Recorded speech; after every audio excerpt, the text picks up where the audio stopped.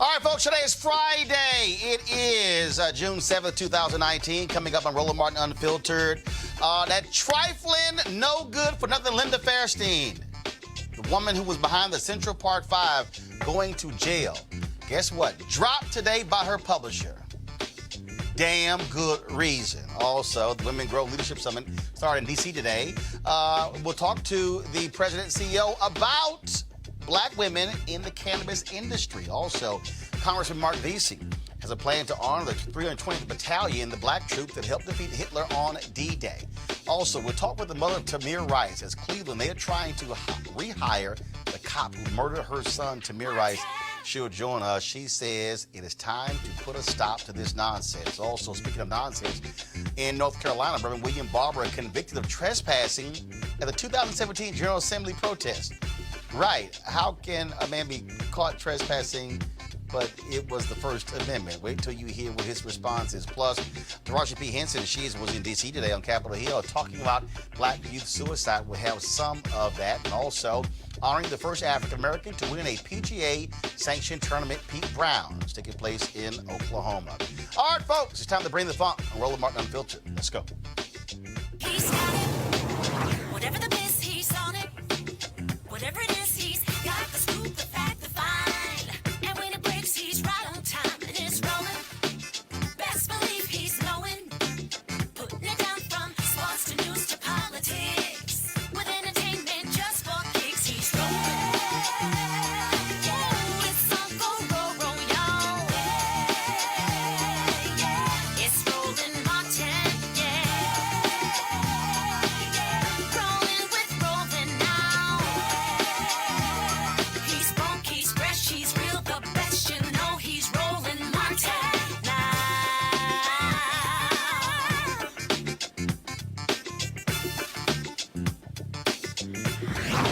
Martin.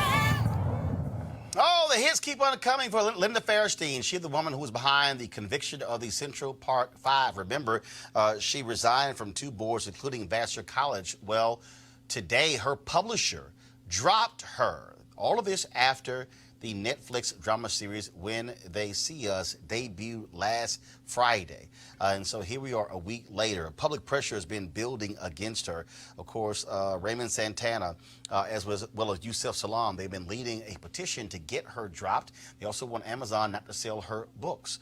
More than 50,000 folks have signed that petition on change.org. And so now she loses her publishing deal. The hashtag cancel Linda Fairstein, this movement has been spreading on social media. Remember, also by Monday, after she got lit up by many of us over the weekend, she canceled all of her social media accounts. Now, and also the Mystery Writers of America withdrew their Lifetime Achievement honor for her, as well as Glamour magazine, and other authors protested. And so none of this could happen to a nastier person. So glad to see it. So Linda, we hope your ass go broke for what you did to the Central Park 5. All right, folks, let's talk about our next story. Today's the beginning of the 2019 Women Grow Leadership Summit taking place here in Washington, D.C. This is the 6th year in a row they've held this. It's the largest professional network that connects, educates, and empowers female leaders in the cannabis industry. Here to talk about why this is so critically important, Gia Moran, president of the Women Grow Leadership Summit, and CEO, Dr. Shonda, is it Macias? Macias. All right, here we go. So let's get right to it. First of all, how did this start? How did y'all get involved in the cannabis industry? And were y'all users or you entrepreneurs? Entrepreneurs. Yep, definitely. I'll start it off. Yeah. So I did my research at Howard University. I studied prostate cancer, metastasis to bone. So when I was actually researching it, we found that cannabis had some medicinal benefits. But because I went to a HBCU, they were like, oh, if you study this, you're going to go to prison. And I was Ron like, said that? Oh, yeah. We already know how the impact on the war on drugs impacted the black community. So it's not like it's hidden to create a pipeline to prison. And therefore, our community is still not embracing that narrative. But there's people making billions in this industry. White people. No, so we're specific on this show. Yes, okay, and we're not a part of that. So us creating the platform at Women Grow is to actually show that there are Black women that are now bringing awareness that you can engage in this industry. So for me, I'm coming from a financial services background, and so I had practices. For everybody at home, that means get paid. Go ahead, I'm sorry. I worked on Wall Street for 15 years. How's that? Is that plain enough? There you go. That's right. But for that matter, I, worked over the years watching channels like CNBC and Bloomberg, watching the financial markets. And so when I began to see cannabis coverage happening on CNBC and Bloomberg and not seeing any reflections of my community, that was a call to action for me. So I recognized early on, especially having worked in financial services, to look at the trends and outlooks. And I've often seen what trends and outlooks do to our community. They move ahead while we stay behind. And so one of my goals was to make sure that not only did I become a part of this, but that we brought other people from our communities into this industry to show what the opportunities were. So I think the mistake that often happens is, this always happens, I think, for a lot of us, and that is we deal with the social justice part first, and we deal with money last. So I'll unpack that. I had a conversation with another company, and they're actually one of our sponsors, and we were having a discussion about some different events, and they wanted to talk about expungement. I was like, let the folks who do expungement talk about expungement. I said, somebody has to specifically talk about the money part.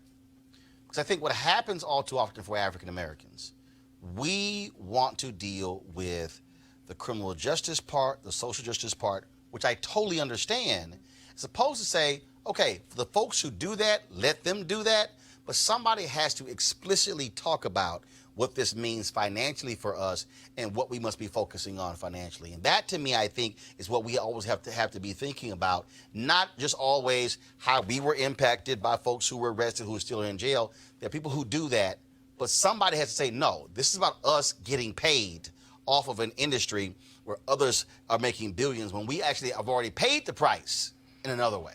So you're just preaching to the choir. There's less than 4% ownership of African Americans in the cannabis industry today, when there's thousands of plant-touching businesses. And so this is what we're trying to address, is that the cannabis industry is moving so fast that if we pause and stop, we'll be left behind. Instead, we need to work simultaneously with what, social justice reform, but also think about businesses in cannabis.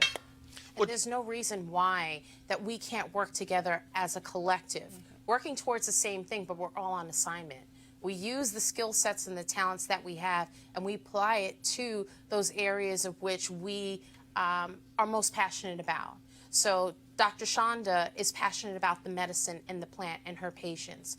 She's also very passionate about business. But it's very important that we divide, I don't want to say and conquer, but we divide and become more successful in this space versus bridging together just in one space. We need to play the field in this industry. And we talk about, again, what's happening. We know obviously California was happening in Colorado, but then, of course, here in D.C. But also, I think Black state legislators are now also getting smart about it. The reason they are holding it up in New Jersey, New York, because the Black folks are saying, no, we are not supporting this unless we guarantee Black folks are getting their fair share.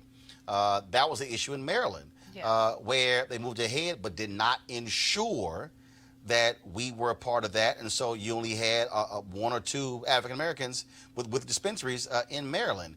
And so the last thing we can have is, again, us greatly impacted on the criminal justice side, and then again left out on the economic side. Well, I agree with you on that, and I can attest that I'm a New Yorker myself, and very much a part of the coalition in New York that's working towards adult legalization and making sure that our communities that have been most impacted are very much included in this bill, and that we're not left behind, and that equity starts from day one. Well, and I'm going to chime in there because the true issues is that, in our New York platform, we went to Emmanuel Baptist Church and we were able to stand in the pulpit and talk about the medicinal benefits of cannabis. But, truthfully, the church has been our pushback as well.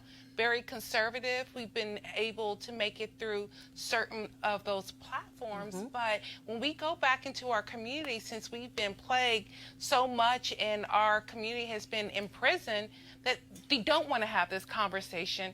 They don't want to have to discuss the implications, whether it's about money or if it's about health care.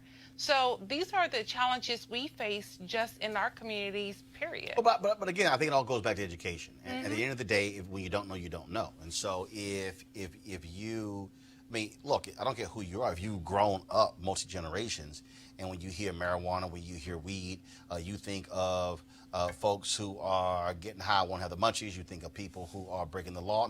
You have all of those stereotypes that go along with it.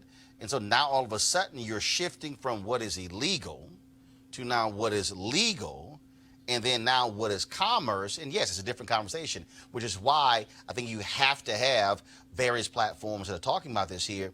And also, I think it's important to walk folks through to get them to understand that the barriers to entry have also been lowered. And that is, what are the available opportunities? We had a couple of years ago, we interviewed Montel Williams. We talked about, he has a couple of publicly traded companies, and we talked about that. And so his whole deal was like, look, this is not where, okay, you need $25,000 to be able to get into this. He's like, look, here's a publicly traded stock where you can be able to access. And again, it's just to me, it's this constant state of education, because so many of us simply don't know, because that's just not what we do. And that's the platform we have at Women Grow. We educate. How many folks you have there? So today we had over 600 participants, and we were really excited about that. But with the challenges of even educating the population, we can't advertise for the event. Facebook will shut us down. Hold on. I'm sorry, why? Because it's a legal substance. We cannot advertise even an educational event. Illegal still. Yes. Okay, what do you mean you can't advertise? You can't say... Facebook has a ban against, even if you're licensed or not even touching the plant, we cannot advertise on Facebook. Okay, you couldn't even advertise saying you're having a summit? No. And going a step further and explaining that this is a women's conference and that we promote entrepreneurship and women in business, and that our goal is to get more women into the cannabis industry, and our advertisements and promotions were continuously shut down. Really? Only on Facebook? No, Instagram will delete your page. Well, Facebook owns Instagram. Well, yes. Right. So that's our challenges. And a lot of... So how do you get around that? Grassroots campaign, talking to you, bringing awareness in any way we can. And so that's where the movement is. And that's why the education hasn't gotten out. We're stunned by the federal government. That's real interesting there in terms of those platforms. And so if that's the case, have you had the same issues on radio? We don't get all the opportunities that we could get because this is still very conservative and a muted point. No, what I'm saying is, but can you do, radio ads? No radio ads, No. but we can go on. Radio interviews? Yes, we can That's do what I'm radio saying. interviews. Yes, Got absolutely.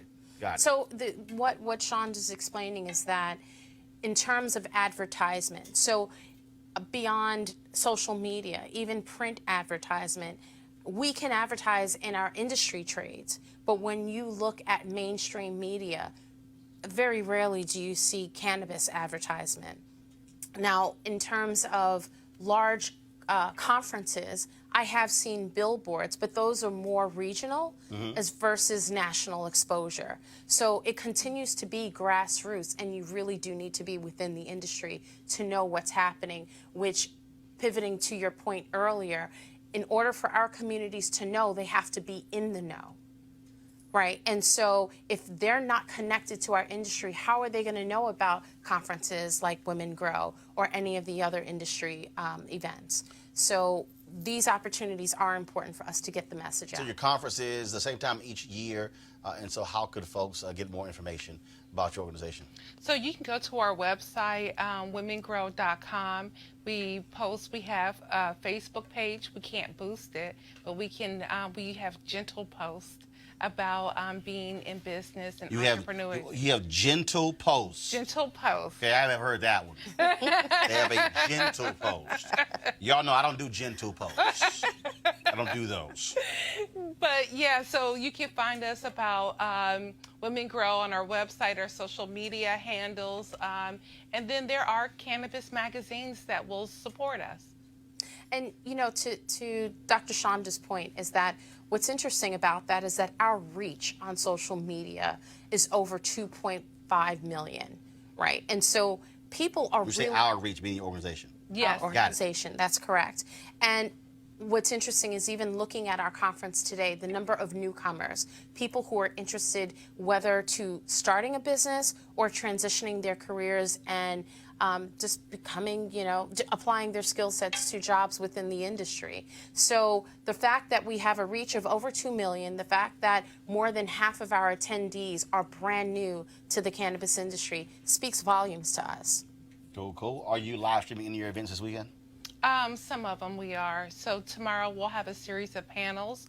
On what platform? On womengrow.com. Okay. Oh, right to the right, but.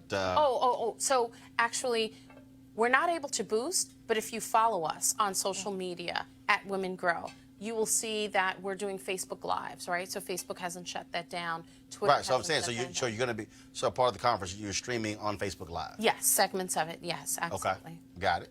All right, cool. All right, well, groovy. We certainly appreciate it. Thank you so very much. Thank you. And good luck for the rest of the conference. Thank you. We hope Appreciate you'll come one day. Huh? Will you come and visit us one day? Yeah, no big deal. All right. No, unfortunately, I got to go tomorrow. I have to go to North Carolina. Reverend William Barber's mom is retiring 53 years, and so he leaned on the Alpha Shield to get me to come to the woods of North Carolina. So I will be there tomorrow, leaving at 8 o'clock in the morning. So otherwise, I definitely will drive by.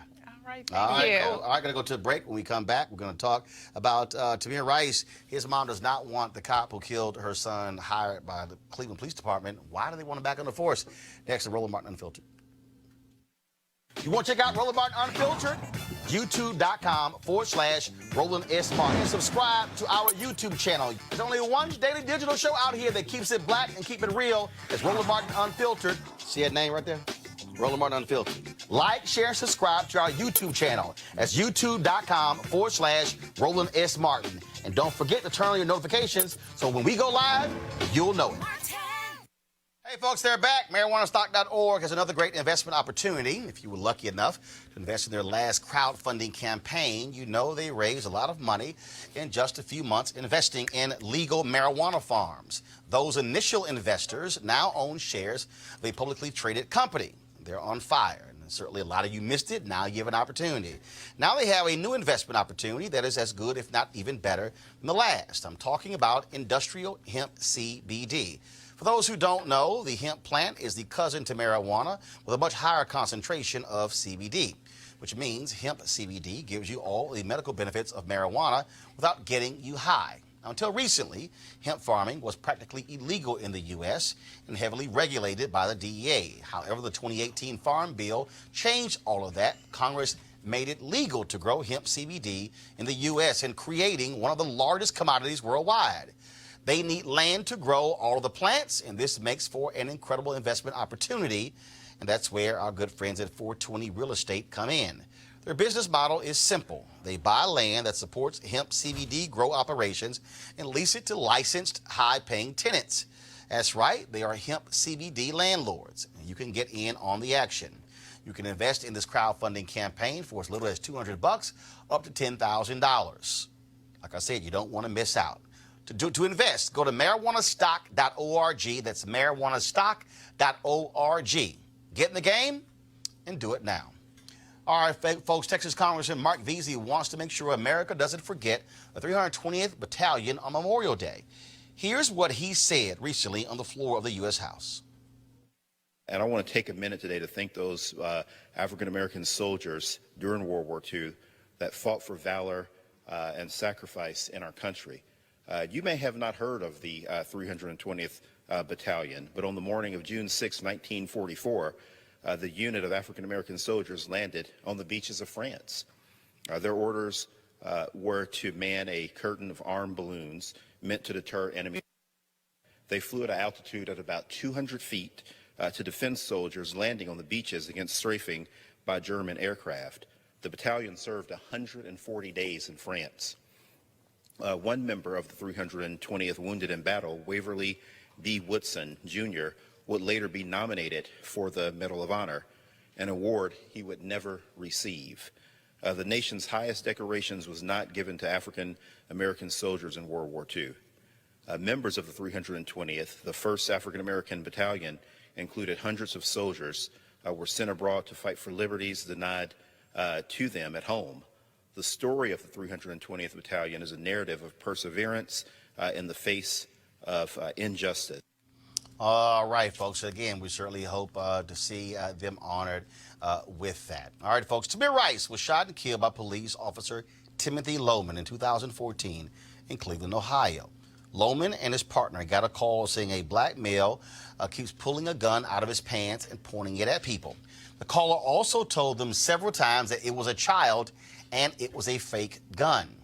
Tamir, of course, was playing with his sister at the Kudell Recreation Center, a park in the city of Cleveland's Public Works Department. Loman had been fired and reinstated before he killed Tamir.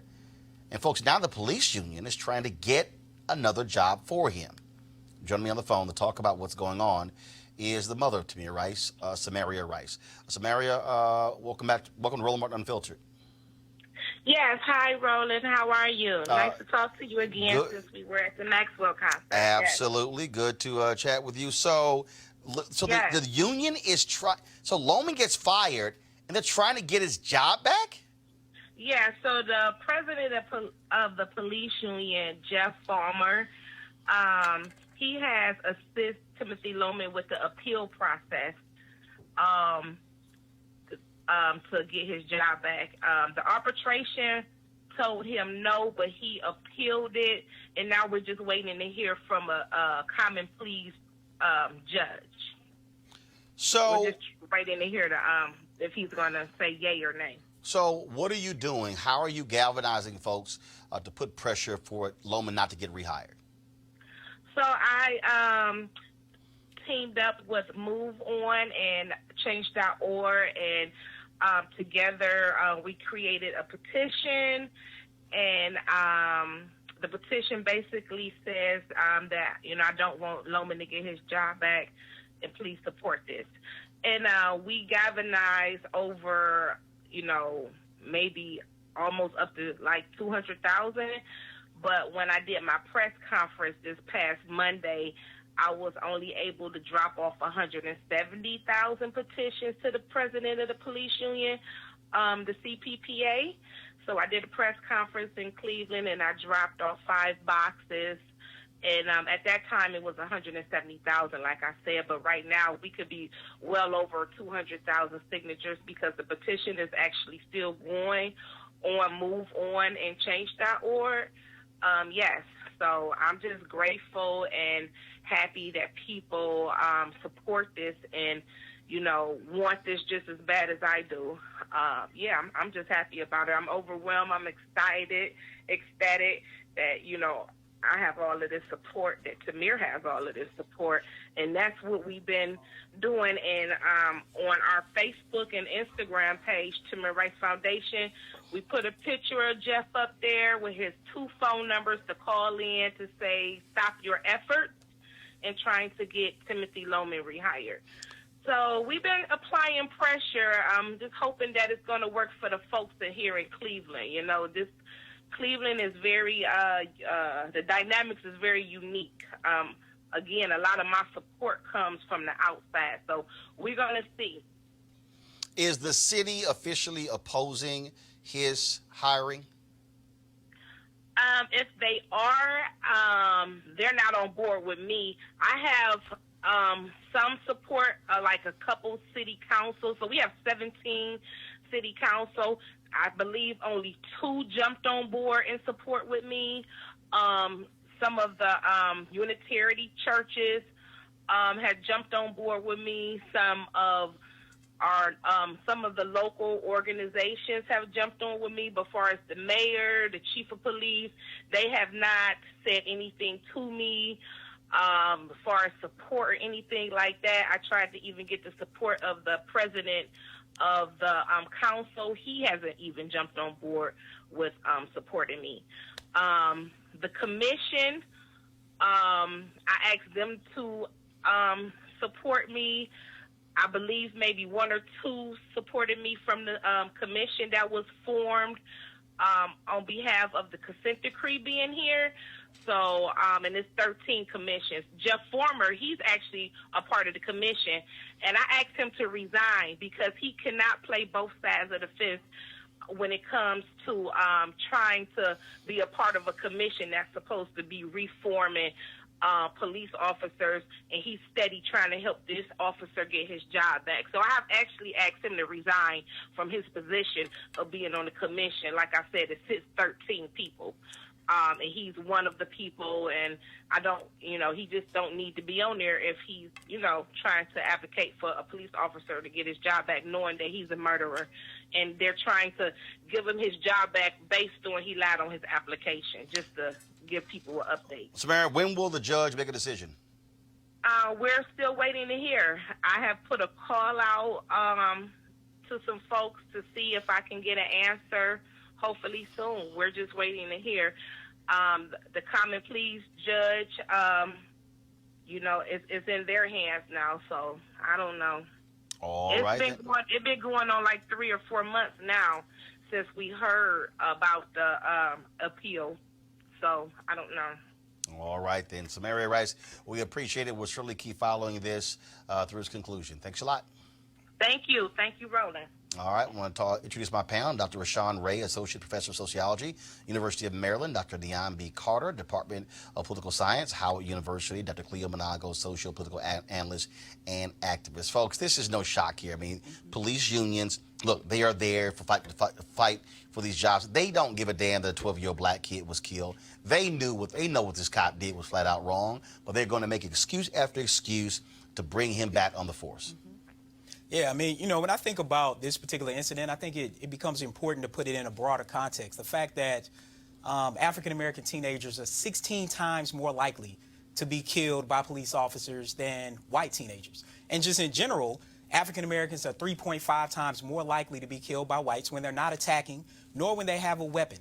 And so we have to put this in context. The other thing is I think it's important, and this is what I love about what Mrs. Rice is doing, is we have to end up taking power back. We actually pay their salaries as taxpayers. So when we think about that $6 million that was paid out to the family, which it isn't even enough, but that money is coming from taxpayer money. Instead, that money should be coming actually from police department insurances. They should be coming actually maybe even from a portion from FOP dues. And part of what happens is what Cleveland Police Department and the FOP are doing is they are actually continuing to play up the bad apple narrative that exists. This particular officer should not be working anywhere, and all parents should be afraid if he's working anywhere near where their children are. Absolutely, and I think the thing that we're also missing is that Officer Lohman was deemed to be inadequate for service before he took the job when he murdered Tamir Rice. So he is known to be a problem in the field, and absolutely we should expect other things like this to happen with this officer because he is ill-trained and he is ill-suited for this job before this murder occurred. So if the police officer actually cared about him and the safety of the public, they wouldn't have allowed him to be on the street in the first place. But they allowed it, and now they're going to continue to support him, I guess, under this false claim that he is been found not guilty of anything, right, that he is fit for duty. But this man is absolutely unfit for the job of protecting the public, and he absolutely represents a real danger. Unfortunately, a danger that has the full endorsement of the police union and the state to do whatever to the public. So I think this is not just a matter of this guy shouldn't have a job because of this bad act. This guy shouldn't have had a job to begin with. It's really interesting also, Cleo, when you look at what happened today. The former Minneapolis cop who killed Justine Diamond got 12 and a half years in prison, a Muslim cop. Look, many of us said the moment we saw who this was, we were like, oh, that brother, he ain't getting no support from the union. And the reality is he didn't. Now, there are those of us who believe that police officers who commit wrongdoing certainly should go to prison, but it's very telling how the black cop went to jail for 12 and a half years, and even the payment that was made to her family was much larger than what we normally see in any of these cases. White woman who was killed. And here you have this white cop who kills Samaria Rice, and they're fighting to get his job back. Sure, of course, it's very telling in terms of how black people are treated even when they're cops.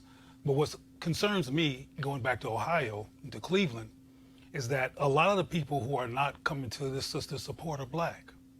A lot of people who are part of the city government of Cleveland, and on the city council, and the police department, who are fighting for this murderer, are black people. And what that raises to mind for me is the impact of whiteness on black people over the years, and how we've been trained, whether it's conscious or unconscious, to accommodate them, even in the face of the murder of a child that was not even a teenager yet. And I think that unconscious internalized white supremacy short circuits our capacity as black people to care about ourselves, or to be apprehensive to care about ourselves in the presence of whites because we don't want to offend them. Sometimes we're more concerned about them than we are about ourselves. And that's a problem. Well, again, it's real interesting. Again, the case of the gentleman, the former cop in Minneapolis, as I said. In fact, he was a 2-year officer on the force, Muhammad Noor. And this is what he said in a courtroom. Here we go to my iPad. An emotional. He said, "I knew in an instant I was wrong." He also apologized for taking the life of a perfect person. Remember, she was an unarmed Australian woman who was walking towards his car. And he was convicted. He was convicted in 2017, but the sentencing just took place today there in Minneapolis. All right, folks, let's talk about North Carolina, where civil rights leader Reverend William Barber was convicted on Thursday. Forget this, trespassing, stemming from his 2017 protest at the North Carolina General Assembly. Now, the crazy thing is they had barred Reverend Barber from protesting. They were there protesting health care. And the Republicans in that state barred him and others. It was him, I think about 46 others, who had gotten arrested saying, oh, they're trespassing if they come back. Well, they actually believe in the First Amendment. And so they came back to protest, and then they had them arrested. Then he was convicted. The judge pretty much was like, why in the hell are we doing this? And so gave him 24 hours of community service, which he kind of does every day, and gave him that as well, suspended this 12 months of unsupervised probation as well. But here's what Reverend Barber had to say after the conviction. I want to say this is much bigger than me. This is literally about opening up Southern legislatures to the light of day and to the people's voice and to the people's protest. I'm deeply concerned that the jury was boxed in. They did not get a chance to really hear about our Constitution, which is a strange consideration to me, that the Constitution that governs the legislature. We know that the legislature we have now is an unconstitutionally constituted body. We know that while this was going on and wasted tax dollars, 500,000 people still don't have health care. People are dying. People that are living with diseases that they could be treated for. But more importantly is we're going to appeal. It took jurors 22 minutes to find Barber guilty after 4 days of testimony that included video footage of his call and response chant protesting health care spending outside of the office of Senator Phil Berger. First of all, Republicans in North Carolina, I keep telling people, are just stuck on stupid Niambi. And but again, what they're angry about, they're angry about Moral Mondays. They're angry about how they were able to mobilize and organize people to have constant pressure against them. And they want to use the law to shut down protesters. And as Dr. Barber's lawyer said, he's like, he ain't worried. Dr. King had a criminal record.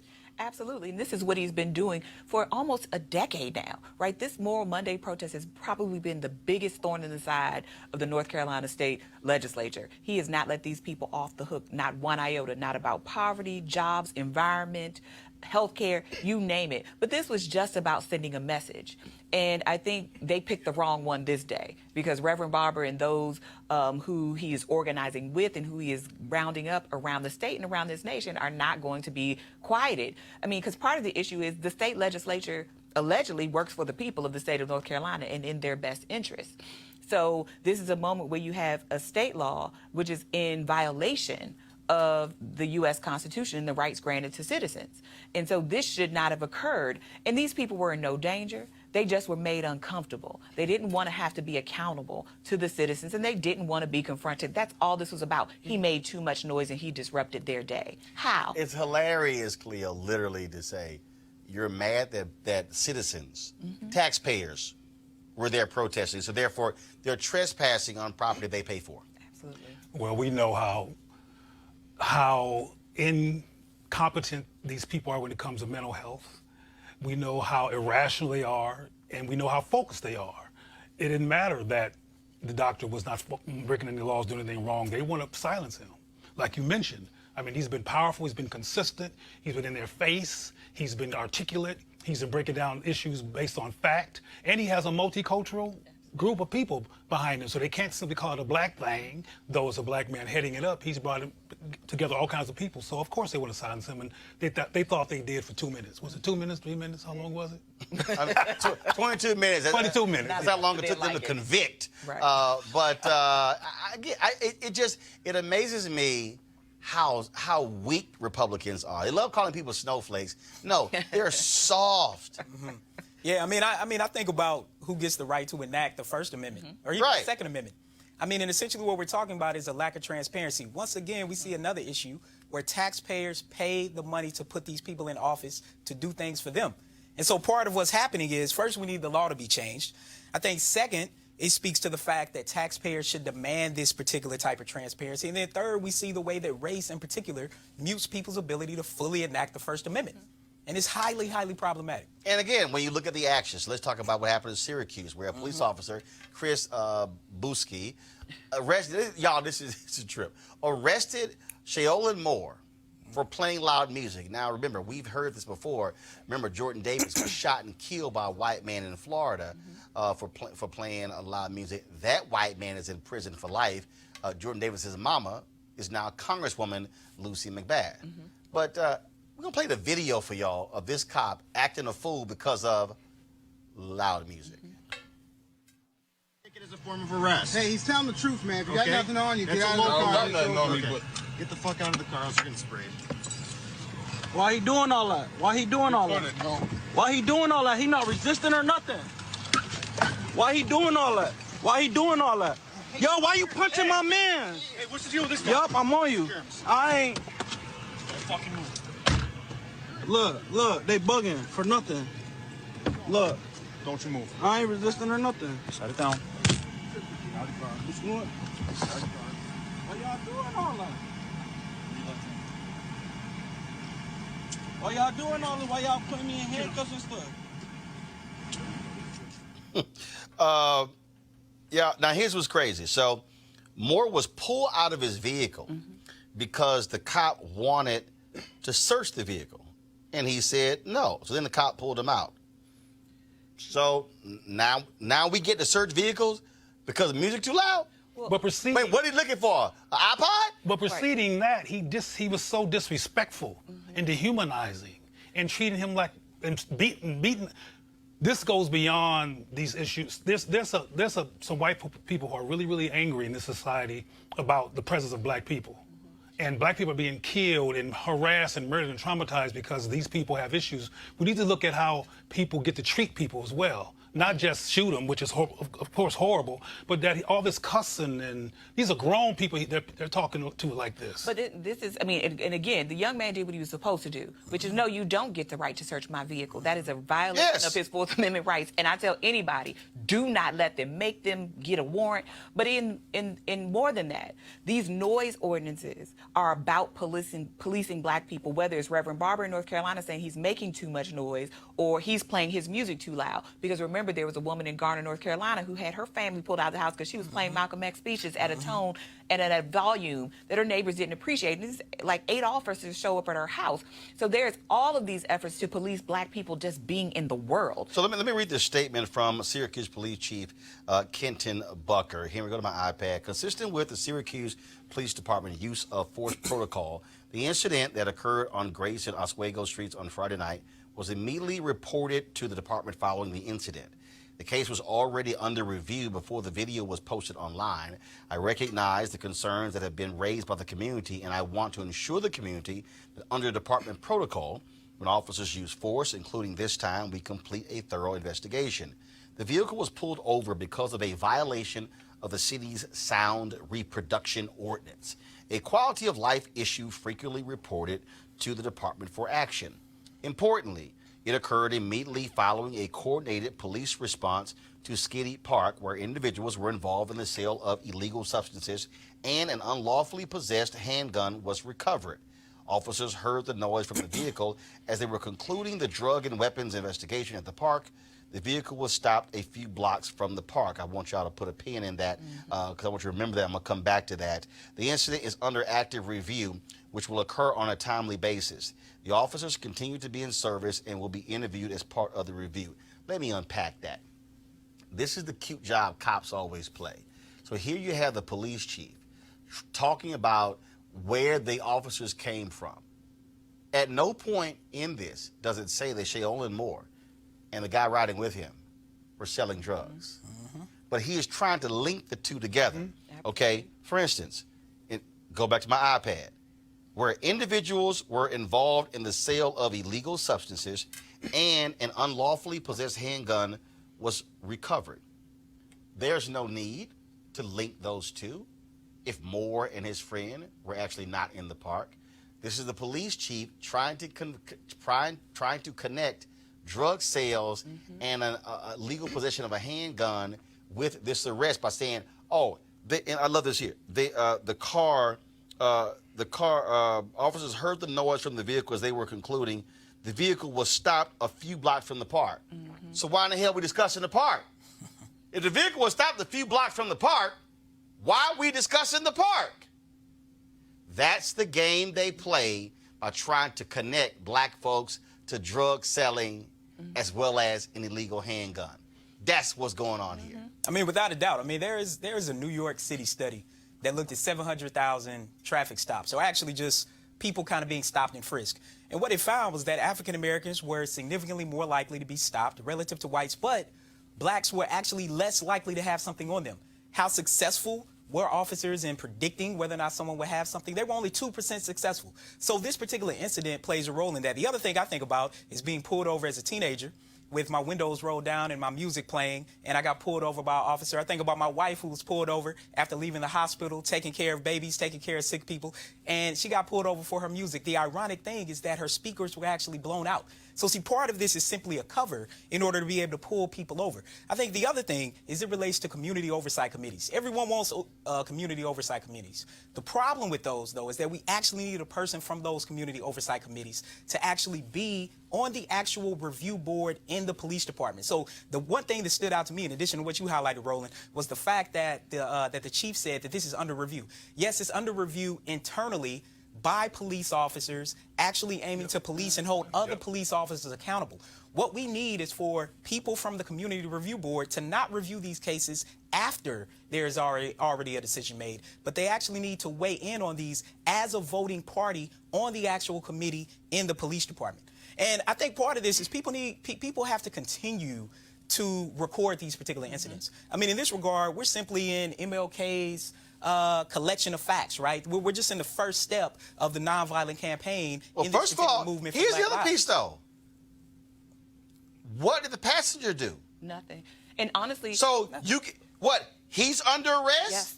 Because he said, stop recording. Because he's a witness to what's happening. Honestly, what you read from that police officer, that chief of police, actually is very reminiscent of stories they used to tell about black men after they lynched them. This sounded like the setup to a murder to me. Right. Because dead men right. tell no tales. So they were already deciding what the story was going to be, which these young men were at this park, were selling drugs, and therefore they are criminals and they deserve to be mistreated, mishandled, and anything else that came after that. I'm just glad that these young men get to go home tonight. Now y'all understand why black people got mental health issues. We talked Absolutely. about that yesterday with the head of the Black Mental Health Alliance about the rise in suicide rates among black children starting as young as 5. Well, today on Capitol Hill, the Congressional Black Caucus held a discussion about that, and actress Taraji P. Henson expressed concern for the issue when she testified before this Congressional Emergency Task Force on Black Youth Suicide and Mental Health. It dawned on me the reason why we don't have many psychiatrists, not that we don't have them, that they're not easily accessible, is because we in the African American community, we don't deal with mental health issues. We don't even talk about it. We've been taught to pray our problems away. We've been demonized for coming out saying we have issues, and we have trust issues. I need the person sitting opposite from me when I go seek help for my mental to be culturally competent. And if you're not culturally competent, how can I trust you with my deepest secrets and with my vulnerability? We can't give up on our kids, and I think that's where it starts. I think we implement mental illness or mental health as education in school. It needs to be a subject, just like sex education was, a physical education. We need to talk about it. The more we talk about it, the more people will feel like they can talk about it. I really don't know how to fix this problem. I just know that this suicide rate is rising. I just know the ages of the children that are committing suicide are getting younger and younger. It breaks my heart to know that 5-year-old children are contemplating life and death. And Taraji P. Henson, through her foundation named after her father, held a conference today dealing with the whole issue of mental health.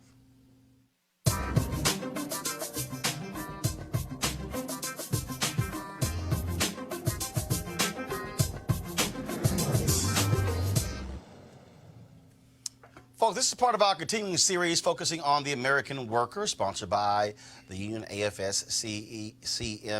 And of course, we know this week we dealt with the death of Chef Leah Chase from New Orleans. She passed away 6 days ago, surrounded by her family. She was 96 years old. And so there's a woman who is a member of the AFSCME union who talked about the importance of food, working for children, and again, what you must do in the workplace in terms of gaining respect, not only people you work with, but also the respect for workers. Here is this week's American Worker segment. A lot of the times people look at them as juvenile delinquents, but everybody has a past. Nobody's perfect. My name is Tanisha Barnes. I work at New Beginnings Department of Youth Rehabilitation Services, and I'm a cook there. At 3:15, I get up, get myself ready. I have to leave out by, later than 4:25 to get to work.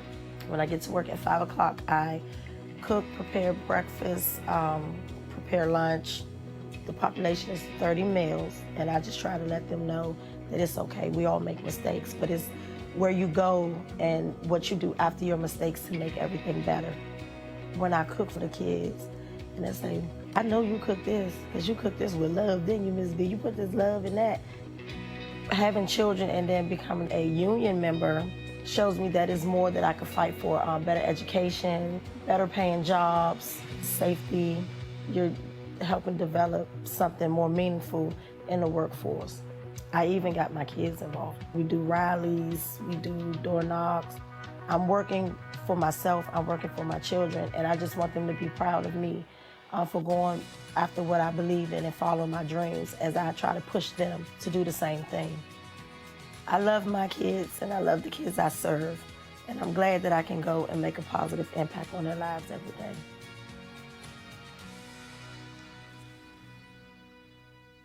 All right, and we surely appreciate AFSCME for being a huge supporter of Roland Martin Unfiltered. Now, I wasn't going to talk about this because I really don't give a damn about a lot of this silly stuff that happens on social media. I don't care about gossip. I don't care about entertainment.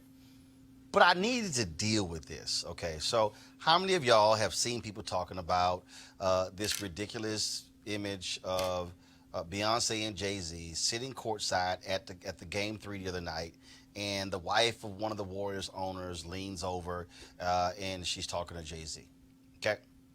this thing has gotten all crazy. It's blown up. Well, today, Beyonce's publishers had to release a statement condemning the people attacking this woman. This woman got death threats because of this whole deal. Telling the Beehive, yo, shut the hell up and calm down. But this is what bothers me the most about this, okay? Because I really don't give a damn about these stories. I really don't. I think they're stupid. I think people who engage in them are stupid. Yes, I think you're stupid. You're sitting your ass at home. You know nothing about the conversation taking place between Jay-Z, Beyonce, the wife, and the husband. You know nothing. Yet you are sitting at home assuming you know what she's talking to Jay-Z and Beyonce about. The woman says, I was asking them, what do y'all want to drink? Now let me again unpack it. He's the owner. She's the wife. They're guests. They're guests of them. So don't you think that if we're at a game and Rashawn or Dr. Carter or Cleo were sitting next to me, and let's say I was talking to Dr. Carter and Rashawn is sitting right here and it's loud as hell, I'm probably going to lean over to say something. But no, all of these people are losing them. And that's right. Give him the girl, give her the side eye. She talking to your man. This is stupid. This woman is in tears. She has deleted her Instagram account because she's been attacked and getting death threats and people trashing her. And why do I keep saying her? Because I'm not going to say her name. Because her name is not important. Her husband's name is not important. But at some point, I need people to shut the hell up and get on with their own damn lives and stop being so fixated over dumb shit. And that's what this is. This is stupid. Absolutely stupid. In fact, there's been more conversation about the side I lean over than what happened on the other side of the court. There you go. When one of the Warriors owners, who's worth $2.4 billion, pushes Kyle Lowry when he fell into the crowd. That owner, suspended by the NBA for a year, can't attend any NBA games, fined $500,000. According to some reports, he's likely going to have to sell his shares in the team. Because he shouldn't have put his hand on a ball player.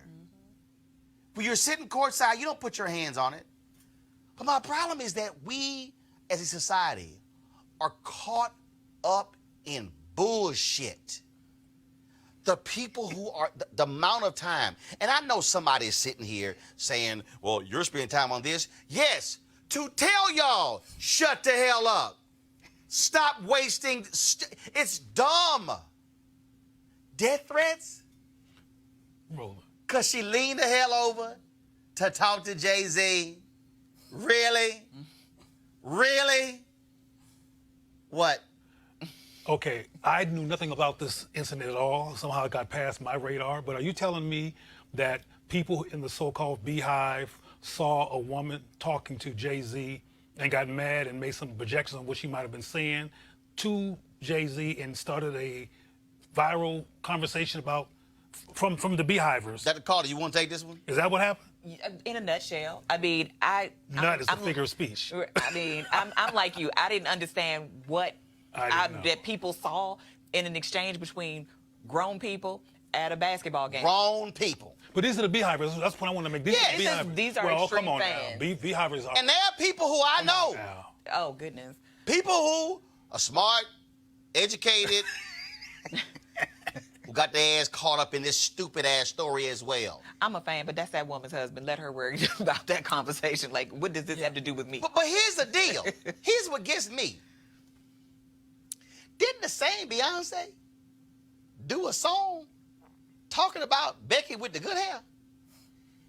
And didn't he turn around and do a song talking about him being with Becky with the good hair? Really? And y'all caught up? Look, and trying to figure out what was being said on the sideline by 4 rich people. I was saying, these people are still married, so whatever problems they've had, they've monetized those and worked it out, and he's a billionaire, and she's wearing $10,000 worth of clothes. See, again, I can't be bothered by what's happening in their life. People are irrational about it. They're irrational. I mean, I think that's what's key. Like there are 2 things that popped out to me. First, that we paid more attention to this particular situation than we did what happened to Kyle Lowry. Let me be real clear. I'm going to show you. First of all, this is, y'all, this the photo. This is from the NBC News website. Y'all, this the photo. I think it might be another one. This is what, now we probably going to get flagged. If we get flagged by this, but I'm playing this from Twitter. Y'all, this the conversation. They were like, oh, she was all leaning in her space. Why she leaning in her space talking to Jay-Z? Look at the side eye she gave her. Y'all, that looks changed.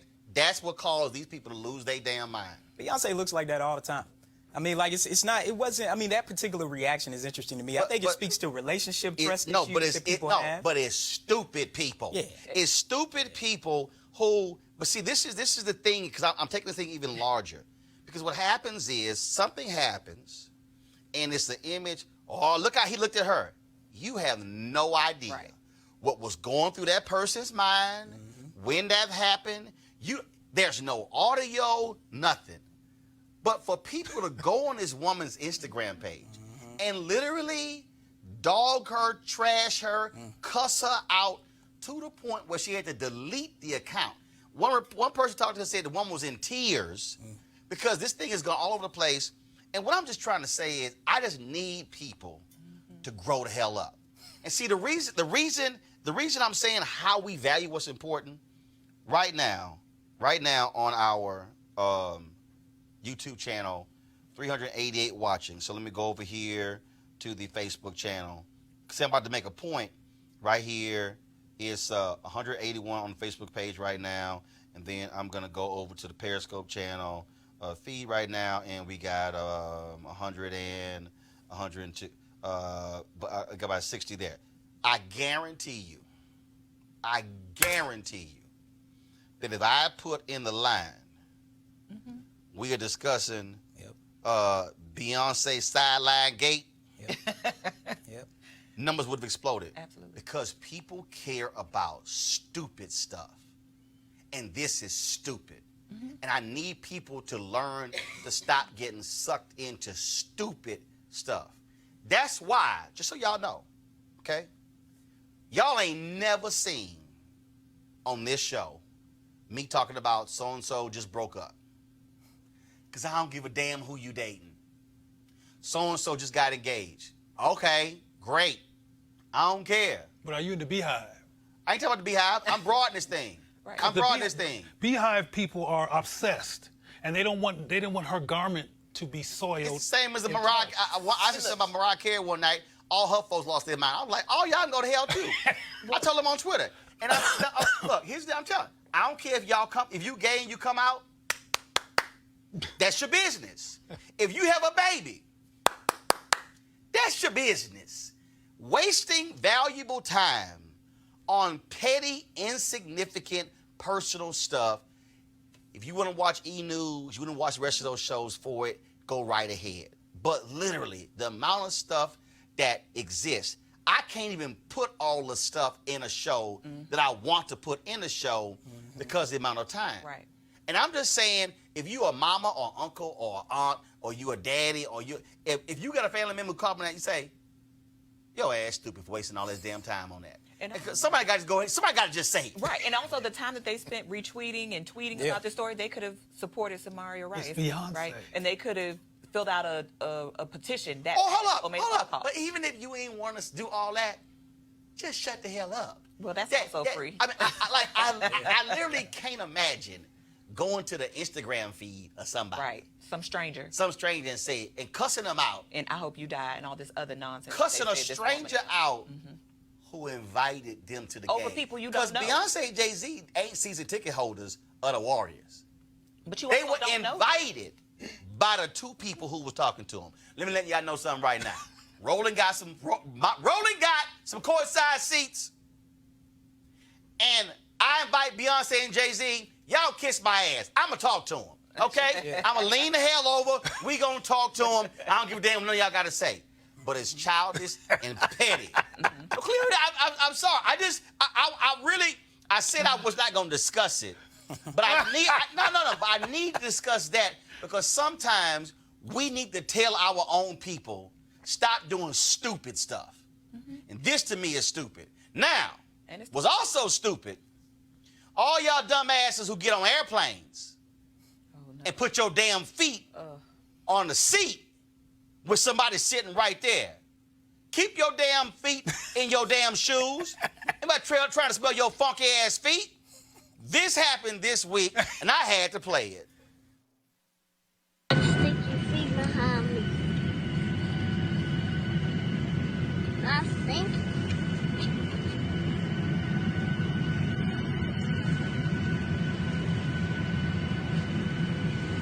It's a lady.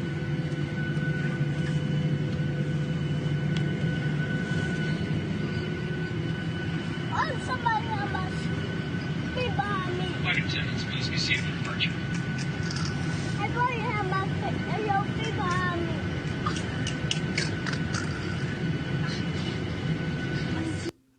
The daddy was cracking up laughing. The boy like, why somebody got their feet behind me? That's why I love kids. Yeah. And keep it honest. I mean, kids keep it honest. They tell it like it is. And what's important is they typically say things that as adults we should say to other people before things escalate. Because it was kind of simple. He was like, whose foot is this behind me? It's a lady. So he's shocked that it's a grown person having the audacity to do that. And people invade people's personal space all the time on planes. You know, like there was a debate on Twitter about who gets the armrest. Does the person in the middle get the two armrests and the people on the outside get the two on the outside? I mean, these or the are black the types person or of the white things- person. Huh? I be doing this with the white guy all the time. Trying to push me over. But I think the honesty of kids is what's highlighted here. And I think it's important that oftentimes, as we get socialized throughout life, there are certain things that we would normally have done as children that we don't do anymore. And I think we can learn a lot from kids who choose to engage things this way. I would have cussed the ass out. Why did he say it's a lady? Yeah. Because he was shocked that it was an adult.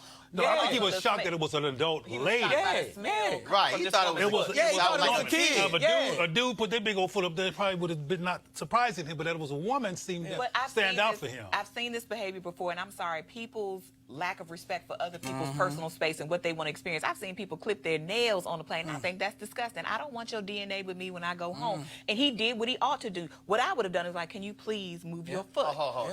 Well, she did move. She did because she was shamed, not because she thought it was a problem. You way too nice. See, I right there, y'all. What you have said? Would you please move your feet?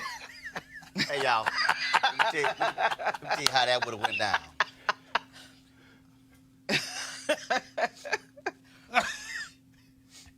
Henry, don't switch to them. Stay right here. Stay right here. I'm directing the damn show. Stay right here. We on the plane.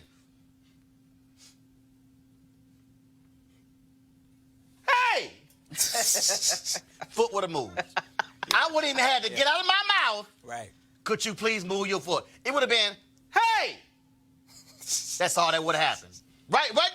Matter of fact, they would have heard C-32A. Hey! That's what would have happened. I'm just letting you know. That's what would have happened. I hear you. You putting your funky ass foot next to my chair, yeah. And why that's okay behavior, why no one on the plane, not even the flight attendant said, ma'am, you can put your foot on. And also, if the plane is dirty, I wish I would take my shoe off on the plane. Y'all snobs. I mean, it's so disrespectful. It's nasty. It's so disrespectful. It's nasty. Now, if you got socks on, it's a long flight. Listen, that becomes slightly different. Let me also help y'all out, okay?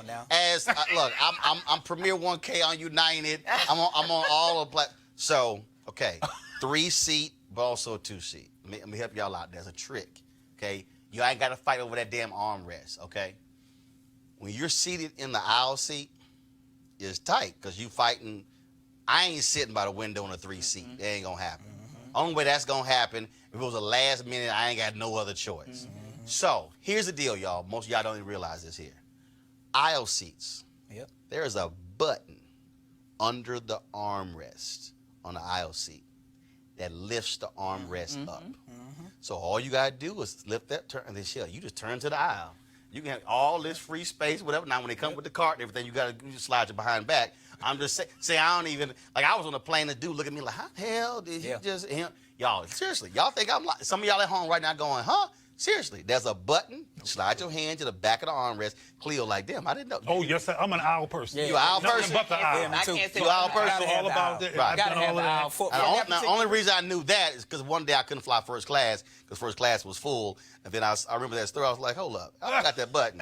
So there's a button. Y'all got to click the button, armrest come up. Yo, you got freedom. You turn this way. But we ain't sitting here fighting them. But see, this is what also I do. I intimidate folks. Just put the damn armrest up. And then when they try to pull it down, hell, your arm on this head. No, it ain't coming down. So it's gonna be free. We ain't even fighting over the armrest. It's gonna be free damn space. Yep. We ain't gonna fighting. get real close. We ain't fighting over the armrest. You know, that's one of the things I like about Southwest, because when I get on the aisle, right, and people are coming in, they just go straight past me because they typically don't want to sit by me, right? And so, but if I'm flying on another airline, I'm definitely trying to get an aisle seat, and I'm definitely lifting the aisle armrest up. Put your funky foot up. We got a problem. All right, y'all. Last story here. 1964, professional golfer Pete Brown became the first African-American to win a PGA-sanctioned tournament. The Waco Turner Open took place in Tulsa, Oklahoma. Pete's golfing career began by playing in a tournament hosted by the United Golf Association, an organization formed by a group of African-American golfers who operated a series of professional golf tournaments for blacks during the era of racial segregation in America. One of the folks, of course, who was behind that was the great boxer, the Brown Bomber. Who was that? What you got? Y'all live in Joe Louis? Joe Louis. There we go. All right. At that time, blacks could not play in the PGA sanctioned tournaments due to the Caucasian-only clause of the PGA. Well, fast forward today, the Pete Brown Golf Facility will honor him by renaming a course after him. Of course, Pete died a couple of years ago, and so it's certainly an honor. All right, y'all. Last comment here. Final comment. Anything you want to say? Anything happened this week? What you got? Go. Well, I just want to go back to the mental health issue, if I can, for a moment here, because I have some concerns. A quick moment. A quick moment. Just call a wrap up 19 years ago, Dr. Alvin Poussant and I were on a panel for the National Association for Equal Opportunity in Higher Education in 2001. He had a book that he put out called Lay My Burden Down, which was about African-American suicides. And it was about it being high and disproportionate back then. And then it went silent. I just hope that Taraji's activity does not do the same thing, because if we would have did something back then when Poussant put his book out, we might not be looking at this issue like we're looking at it now. And we tend to get fired up for a moment around issues that affect us, then we go back into the trance. All right. Yeah. I would just say that we can actually do multiple things at the same time, right? We can actually pat our head and rub our tummy. So we can watch the gossip, but don't forget to keep your eye on what's happening with your government in your local communities, in your state, because that is vital. We are looking at a president right now that is a criminal in so many ways. We are looking at state governments like North Carolina, like Georgia, that are trying to steal your rights. So while you're paying attention to Beyonce and Jay-Z, make sure you are also looking at what's happening in your community, because that's actually going to affect your life. Those people will be rich tomorrow when you wake up and you still won't know them. You know, one of the segments you highlighted was about work, and the big thing that stood out to me was about rehabilitation. And part of that is that Flick Shop School of Business has been starting to do a lot of work using virtual reality to help train incarcerated people for when they get out. Because if we link the cannabis story with the work story, part of what's happening now is that cannabis is an example where we continue to see another example of where black people have gotten screwed over, not just financially, but legally, and a lot of other people are starting to make a lot of money. So that's why I was happy to see these sisters on this show talking about that, because we need to change the laws to actually make things legal across the country, and then we need to actually do some reform with individuals who are in prison. We're developing a virtual reality program for job training, onboarding people when they get out of prison, and I think these particular things are important because we don't want to see the recidivism rate continue to rise. All right, folks, my final comment. We have surpassed 2,000 folks who have joined our Bring the Funk fan club, 2022 to be exact. We launched this show 9 months ago. Anniversary was a couple of days ago. We launched this on September 4th, 2018. 2018, of course, and now it is June 7th, 2019. Now, we certainly appreciate every single person who's contributed. Our goal was to have 20,000 of our supporters give at least $50 a year to join our Bring the Funk fan club. Those of you who have joined our fan club, you have a discount code for products that we have on RolandSMartin.com, including books, and we're going to be adding some other things as well.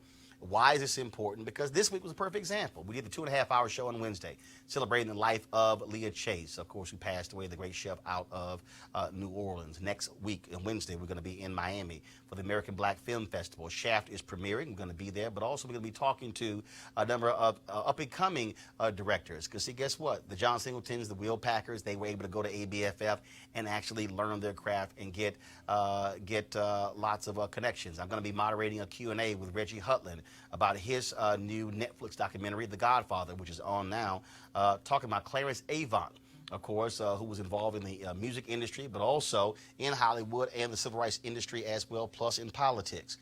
And also, we'll be at New Orleans for Essence Music Festival, but also traveling in other parts around the country. You have NAACP convention in July. You have the National Urban League taking place, National Dental Association here in D.C. In fact, June 18th, we're going to be live streaming a summit dealing with the United States Census, its impact on African Americans. Why am I saying all of that? Because the reality is there's no other show in the digital space like this. None. You can try to find it, don't exist. There are people who have shows, but are they doing full-fledged 1-hour news shows every single day? No. Are they doing live streaming of summits, of conferences, of rallies, things along those lines? They are not. Also, you take that with our 1-hour interviews. And so we're doing a hell of a whole lot with not much. And the reason I say that's also critically important because we love to talk about what we need, but somebody has to build it. Somebody actually has to build it. Okay, Ebony Magazine didn't just all of a sudden just happen. No, it was built by John H. Johnson, taking a loan from his mother, bargained against her furniture to start the magazine, to start Negro Digest, to start Jet Magazine. When you look at all of these companies, that's what it requires. We've been going for 9 months. I haven't paid myself a salary because we're trying to keep the doors open and pay staff. And so we can't talk about why we don't get our stuff covered when we don't have the platforms to actually do it. So we want you to join our fan club to help us do that. We're talking about, if you gave $50 in a year, that's folks about $4 a month, 13 cents a day. And I can tell you the conversations that we have are a hell of a lot more vibrant than what you're paying $200 a month for watching on those cable networks. And so we want you to support us, and we want you to do it today. And so this month, my goal is to get us 1,000 new fan club members in the month of June. You can sign up right now by going to RolandMartinUnfiltered.com. You can go to, you can do so with PayPal, Square, or even Cash App. If you do use Cash App, be sure to put your email down so we can send you the promo code. So we certainly would greatly appreciate that.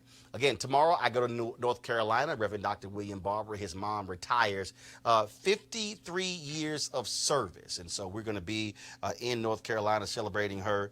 He hit me up. He was there, man, you got to come. He was leaning on that Alpha Shield, trying to get me to come to North Carolina.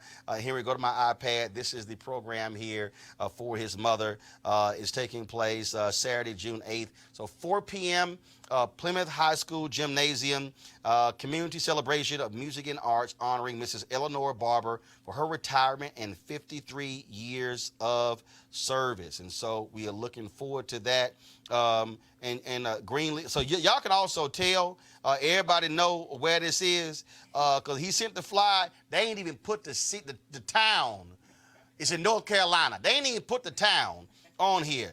Plymouth High School Gymtorium. Y'all know what that means? I'm going to Plymouth, North Carolina. That's probably where I'm going. And he told me, he said, Roland, you coming to the country.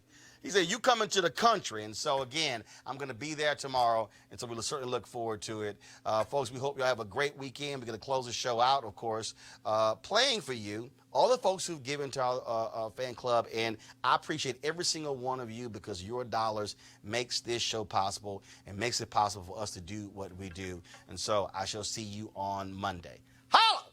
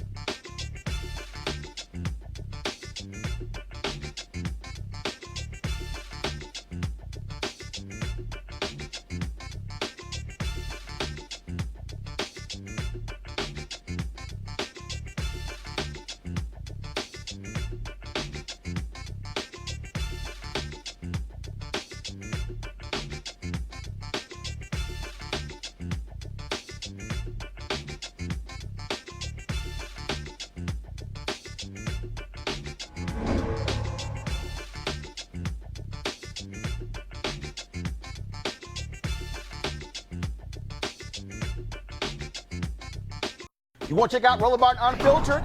YouTube.com/Roland S. Marc. And subscribe to our YouTube channel. There's only one daily digital show out here that keeps it black and keep it real. It's Roland Martin Unfiltered. See that name right there? Roland Martin Unfiltered. Like, share, and subscribe to our YouTube channel. That's YouTube.com/Roland S. Martin. And don't forget to turn on your notifications so when we go live, you'll know it. Hey fam, want to check out Roland Martin Unfiltered? The blackest show on all of digital, cable, and broadcast. Check out our audio podcast. There's only one daily digital show out here that keeps it black and keep it real. It's Roland Martin Unfiltered. Press play. You want to support Roland Martin Unfiltered?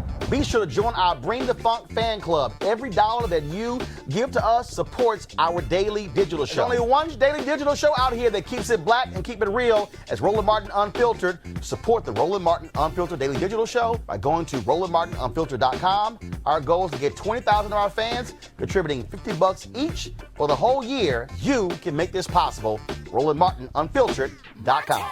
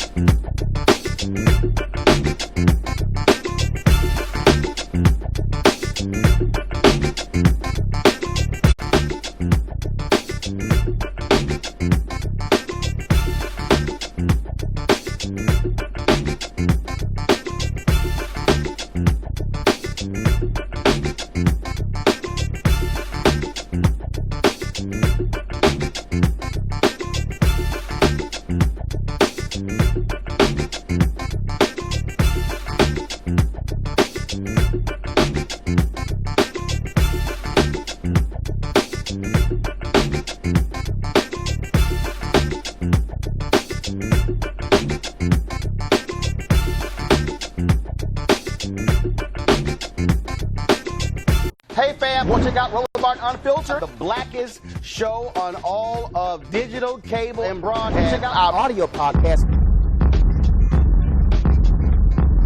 There's only one daily digital show out here that keeps it black and keep it real. It's Roland Martin Unfiltered. Press play.